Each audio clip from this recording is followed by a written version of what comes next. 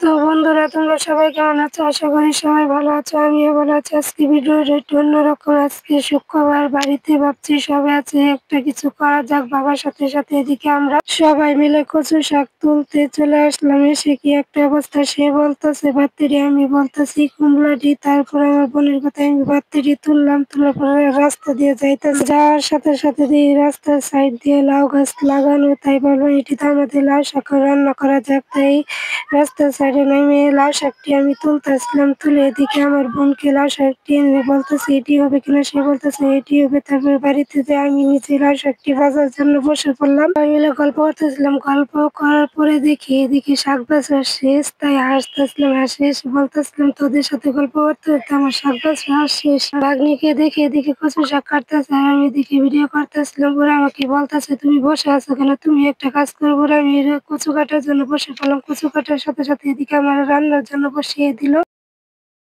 আমি এদিকে শাক বাগার দিচ্ছিলাম আর ভাবতেছি ঠাডা মারা হইতে মতো মানুষের কতটা শখ থাকলে রান্না করতে। আমার রান্না করার শাকের ফাইনাল লুক এসে বলে দেখে তো মনে হচ্ছে ভালো হয়েছে, জানি না খেতে কতটা ভালো হবে। আমার বোন দেখি বড়া ভাজতেছে, তাকে বললাম ভালো করে বড়া ভাজ। সে বলে একটু পরে পরে আগুন নিভে যায়। আমি বলতেছি আগুন নিভে যায়, তুই নিভে ফেলিস কারণ তাই যেন আগুন নিভে যায়। ওরা আমাকে বলতেছে তুই তাহলে ডিম রান্না কর। আমি ডিম রান্না করতে বসে পড়লাম। কেউ কড়াইটা দেখে কিছু মনে করবেন না, কারণ কাকি আমার কাছে কড়াই চাইতে গেছি। বলতেছে বড় কড়াই আছে, ছোট কড়াই নেই। ছোট কড়াই এটাই আছে, তার দুটো ডান্টি নেই। তাই আমি বললাম এটাই দেন। তো আমাদের কড়াই বড় লাগবে না, কারণ মানুষে আমরা অল্প। তারপরে এদিকে আমি ডিম রান্না করতেছিলাম, আলু দিয়ে দিলাম। আলু দেওয়ার পরে দেখেন আমি রান্না করতেছিলাম, আলুটি আমি কষাইতেছিলাম কারণ ডিম দিয়ে রান্না করব। এদিকে দেখি সবকিছু রান্না শেষে আমার বোন সুন্দর করে সাজিয়েছে লাউ শাক, কচু পাতা ভর্তা, কচুর বড়া, ডিম, ভাত।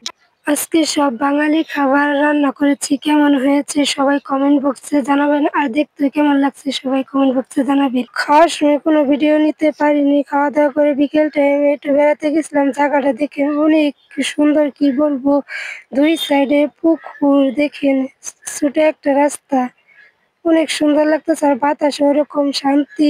সবাই বলতেছে রাত্রে কিছু একটা করা যাক, তাই ভাবলাম রুটি পুরে চা দিয়ে খাওয়া যাক। তাই ভাইকে দোকানে পাঠিয়ে দিলাম। সে যায় দেখে দোকানে প্যাকেটে রুটি নেই, তাই জন্য 10 টাকা দামে রুটি নিয়ে আসলো। আসার পরে আমরা সবাই মিলে রুটিটি নিয়ে আগুন ধরিয়ে রুটি পুরা দিলাম, কিন্তু আগুনটা ছুটে যাচ্ছিল কারণ রুটিটি পুরা যাচ্ছিল না। অনেক কষ্ট করে রুটি পুরলাম আর সবাই মিলে গল্প করতেছিলাম। বললাম আজকে সারাটা দিন যে কি করলাম, মানে বলার মতন, একটার পরে একটা কিছু করলাম। আর সবাই দেখেন রুটি পুরার ফাইনাল লুক। আর সবাই পাশে থাকবেন।